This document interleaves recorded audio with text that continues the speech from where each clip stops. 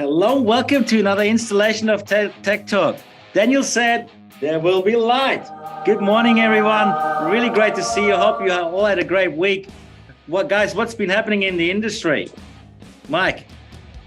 There's been plenty happening out there, as per usual, lots of great work and that sort of thing there. So, big shout out to all the Juicy Mike fans out there, getting a bit of a following there. Just remember, stay juicy. I'm just trying to pitch a new sort of new motto to go with. So we're having a little bit of a chat before we jumped onto this Tech Talk, and we found ourselves still veering back to the Tech Talk we had not long ago, fairly recently, in relation to the changing circumstances out in the market, good, bad, or otherwise, and how to roll with the punches and use things to your advantage and that sort of thing there. So it's been a pretty big topic, and it just seems to just keep boiling, not boiling over, but just keep boiling. It just keeps to be a topic of conversation with the news out there with inflation and all that sort of fun stuff. So we thought we'd maybe continue on that discussion today in that vein, and just sort of see if we can have a bit more of a chat around it. Josh, what do you, I know you said you had a little bit of feedback, so a bit of back feed. So we'll maybe kick off with yourself.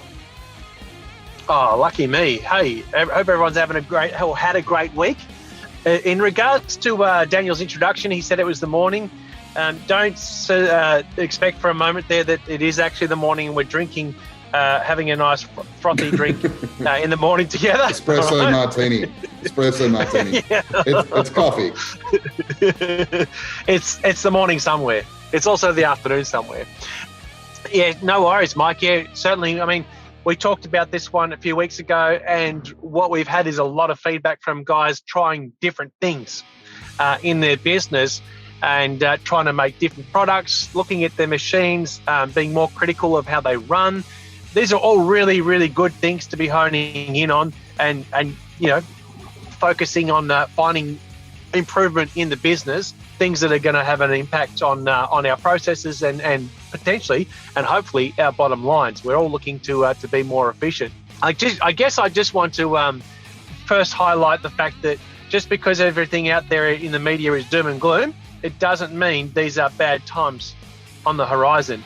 I actually see opportunities like this or times like this as actually really great times for us to knuckle down and get better at what we do. And we are so lucky in the industry that we're in that we don't, we're not like other industries such as, building, as such as carpentry or even plumbing, electrical, where there's so much fixed cost around all the products that we have no control over. There are going to be attributes that we don't have control over, but at times like this, what we really should be focusing on is the things that we do have control over. If we focus on the things we've got zero control over, like the RBA, we're going to get upset and we're going to start thinking that we're running into a famine.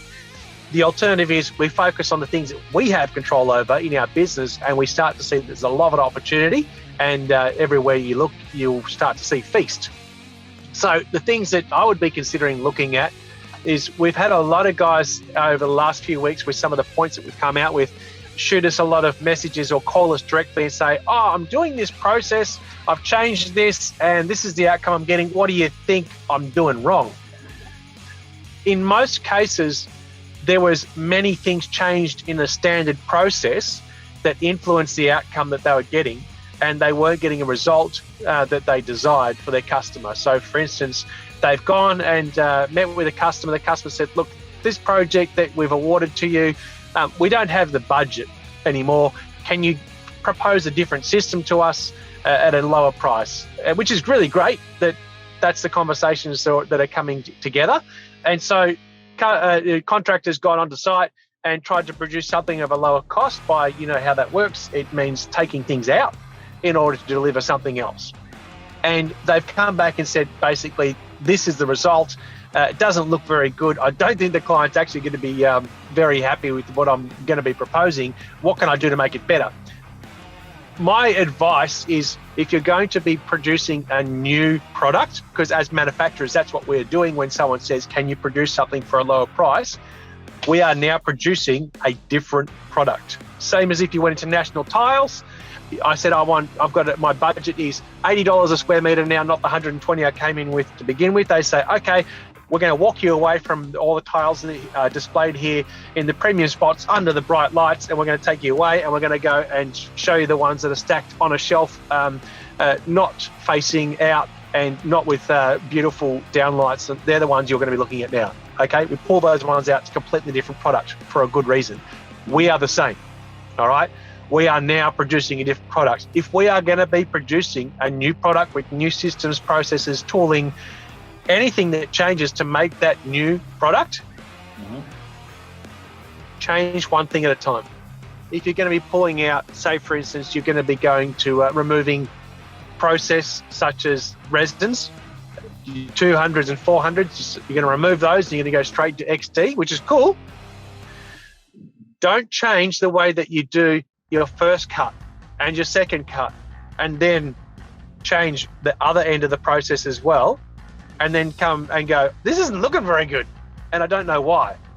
Because we've changed too many things, it makes it very difficult for us to unpick or understand where the process has changed.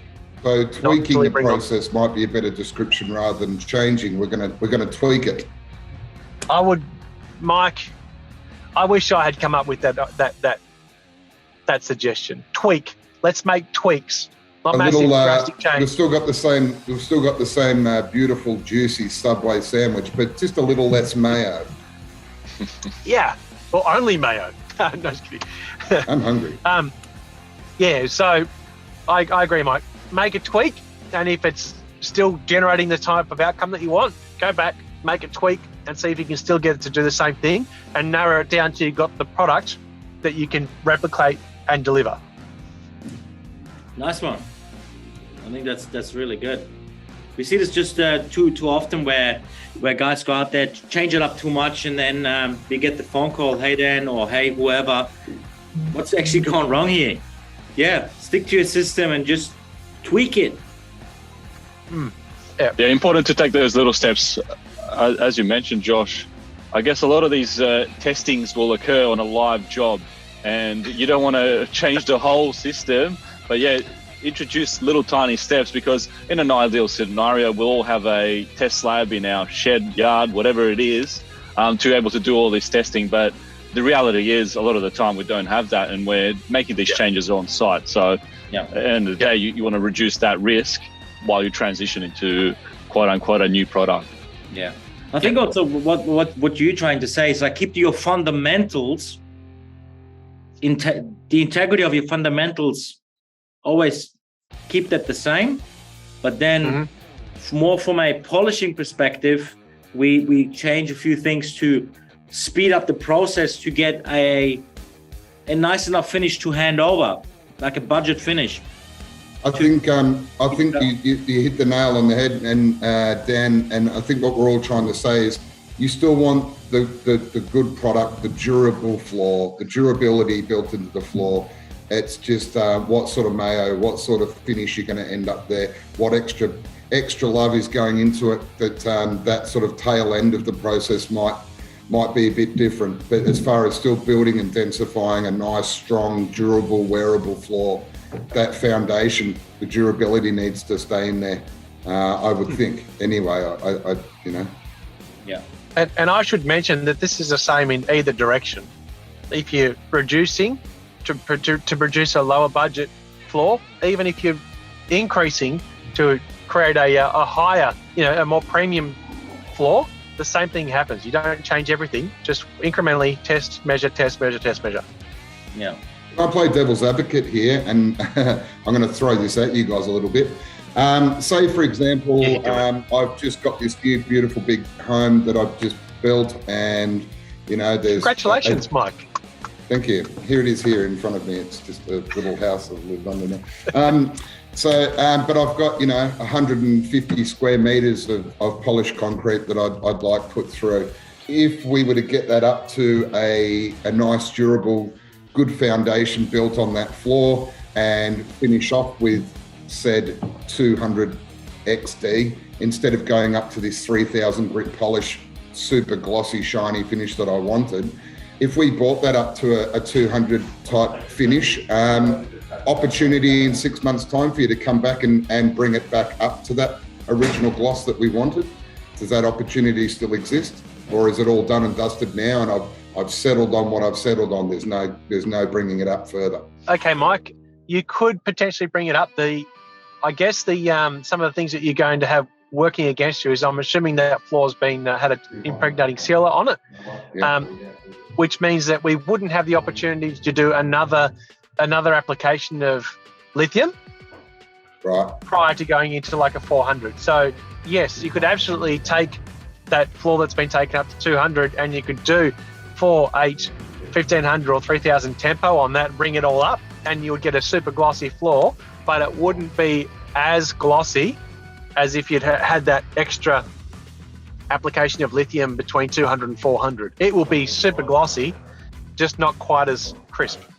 Okay. No, that's interesting because, I thought you would be able to. So I know it's maybe not the best answer that we wanted to hear, but I'm glad I asked because that's something I assumed you might have been able to do. So beautiful. Yeah. Okay. Part of the beauty of mechanically polished concrete is that we can keep on bringing it up and down and changing it sideways and all that sort of stuff to get different effects. And that's why we're so fortunate to be in this industry. Well, I'm going to venture you completely away from the kind of way we're looking at the market, and we're talking about opportunity. And what I've learned over my time working here with Works Plus, and especially Josh, you're always the person that always looks at, out of every negative that we see, you always help me personally to start looking at the positives in a negative situation. And I look at machinery because I deal a lot with machinery. You know, I'm the guru of the machinery. What's out there, I know what's around. Self-appointed. So, no, but what I'm trying to say is, I think we also need to look at what kind of equipment we are running. Are we getting the most of the type of equipment? Have we understood fully? Can we get more out of our equipment? Can we add something to our equipment to make it run better? Because Big block. 100%. Like, there's so many different types of variables that come into play in getting actually more and being more speedy throughout our jobs. I think it's really important to look at what kind of machinery are we running? Are we getting the most? And who do we need to speak to? Obviously, it would be you, Daniel, because you're the machinery guru. I'm the machinery guru. Yeah, just on that machinery and identifying, what's holding you back. I mean, it's a good opportunity to look at your biggest pain point. It might be machinery, it might be the way you're doing things. You might have the best machinery in the world. We don't know. But if your process isn't there, it's a good opportunity to now, make it a priority and really work on that pain point and get really good at it and make it your strength. So whether you go out there and let's say your process isn't up to scratch, there's resources out there to help you improve efficiencies. You can come to the seminar, for example, but there's other groups out there that are doing on-site training as well. If you're really good on the tools and you're lacking a little bit on the business side of things, there's tools there as well. So I guess what I'm trying to say is don't be afraid or too proud to reach out for help, because the quickest way to get to your end destination is to leverage of somebody who's been through it. So reach out. And if it is machine, then we got a guru here who will be able to help you. Yeah, I mean, what I was trying to say is if you get stuck, with understanding, or if you feel you're not getting through the jobs quick enough, let's dig down and see where we can change and tweak things to really benefit to the absolute max. Because we're always looking for maximization. We're always looking to improve speeds. Because where's the money? Labor. So the quicker we can speed up our projects, the quicker you're gonna have turnover. I mean, if you had machinery that can produce you 3 to 4 more jobs a year versus over just a piece of equipment, then you'll be holding yourself back. It's a small price to pay. Let's put some benchmarks and I know out there. Talking about, it's very easy to talk about that issue and to talk about, machinery, and everyone's thinking grinding, but don't forget you've got, you know, hand tools, vacuums, it all sort of comes into it, doesn't it? Separators, all that sort of stuff. I guess let's put some benchmarks so maybe the viewers can understand what productivity looks like now versus 10 years ago. So Josh, 10 years ago, maybe 15 years ago, 150 square meter residential slab, two blokes, how long would it take? 150 years ago. I was I thought you were going to say 150 years ago. 15 years ago. 10 years ago, 15 years ago, 150 years ago, Josh. Josh was only still in high school 15 years ago, mate. What are you talking about? He's not that old, you know? Thanks, Mike. Stop it. Okay, so 15 years ago, look, two guys they send out to a job with the expectation of doing about 120 square meters a week in residential. So that's at lock-up stage, right? That's two guys, one machine operator, one guy doing edges and labouring. Yeah, hang on. A set of diamonds, a full set of doubles back then would cost you $2,300. Far out. Wow. Yeah. So I'm guessing the floors were So like my age. meter? Pardon me, Daniel? They were about $300 a square meter back then. No. You know, the funny thing is, Daniel, the market rate has remained the same. So our cost of tooling has come down dramatically. I think Milan's going to touch on how much we've improved on a efficiency side of things, how much we can actually do, or what the expectation is in a week now. So the cost of just about everything around the industry has come down. The production has increased dramatically. The labour has changed, but the price remains the same. Market expectation on price remains the same. But the gloss and the finish, the quality of finish is out of sight. Like a 1500 grit finish that we expect these days, let's say we're somewhere around that, 75 to 80 gloss points on a well built floor. Back then, it looked more like what we're getting today with 200 or 400. Wow. So what you're saying then is like, should we be charging more, especially in these times? Well, Daniel, I was going to say before that when you were talking about, getting a better understanding of your machinery and all that sort of stuff, that's all sounding like a whole lot of work to me. I'm too lazy. I think I just increased the prices. I just tell everyone it's $300 a square meter now. It's $500 a square meter now. However lazy I'm feeling. Yeah. Increase the price, but still go slow. That's what you're saying? Yes. Don't improve anything. So when someone says, geez, that's a pretty good rate, and you go, so that's per meter, you go, no, that's per hour. No, but I think, especially with yes, the market is changing. Yes, the cost of materials are going up. Yes, there's a lot more pressures for all of us, and also concrete grinders and polishers. I feel there needs to be a break somewhere where, as an industry, we bring up not just the quality up, but the price needs to go up, because based off the kind of finishes that are being delivered, I think it's really important to bring the more integrity back into the marketplace. Daniel, I do agree with you. And again, we did this a few weeks ago where we talked about adapting to the landscape. And yes, I agree. On our premium products, those should be going up. Look at all the other competing products, if you like, being your timber boards, your tile and all that sort of stuff. They're all experiencing the same type of pricing pressures. They all go up, right?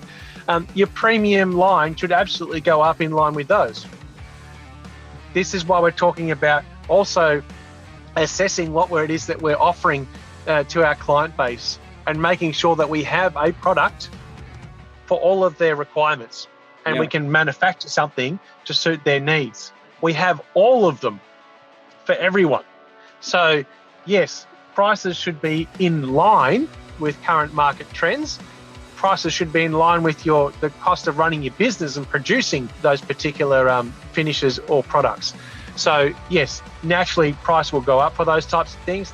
I always say the last thing I'm going to sacrifice on it on a project outside of my integrity is my price. Okay, the margin. Yeah. We always look for different ways to deliver value. But yes, price should be going up as everything else is going up for those same products. Yeah. And if we have to meet the market with a different price point, we produce a different product. Yeah, I mean, and we hear quite often, guys, especially when we're offering our seminars to people, and we offer a 4-day seminar with 2 days practical, 2 days business works, and now is the time to really pull the trigger on a seminar that can upskill not just your concrete grinding and polishing side of things, but also on a business level, to understand how much value actually are you bringing to the marketplace. What kind of contractor do you want to be? And I feel it's really important to understand how can I create value through actually talking your customer, and whoever that is, if it's a homeowner, if it's a builder, if it's a architect, doesn't matter. It's really important to help build credibility for what you are doing, because I don't feel this is appreciated enough in the industry when you verse it against other industries like flooring industries I'm talking about. Mm-hmm. You guys doing an exceptional job, and you should be charging what you're worth. I agree. Guys out there are just killing it, making something that's out of concrete that's just really unexpected and just really it's incredible what people are getting, clients are getting for their money. We really need to continue to articulate that to the market, what the value is that they're receiving.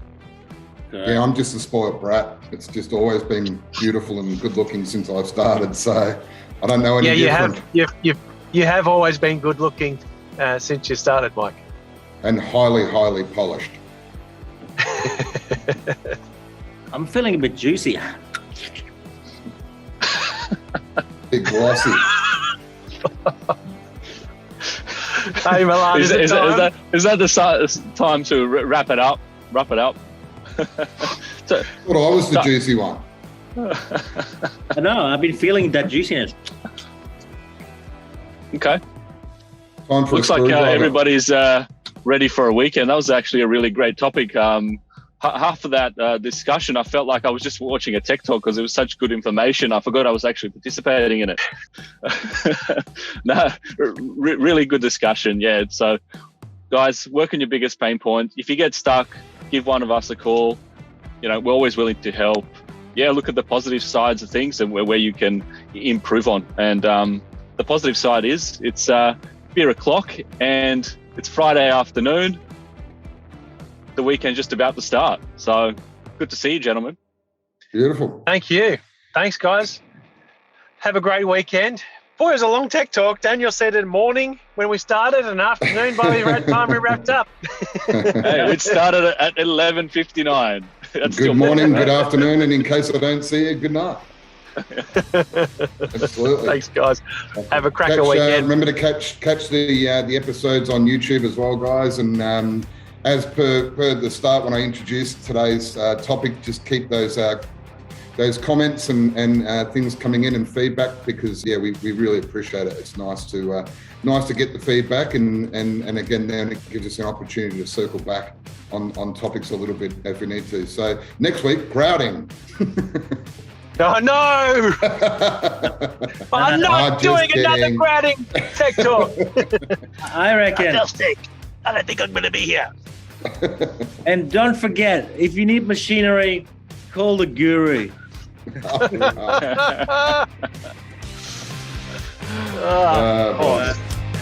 guys. All right, guys. Wonderful. Have a great weekend, guys. Thank you. Stay juicy.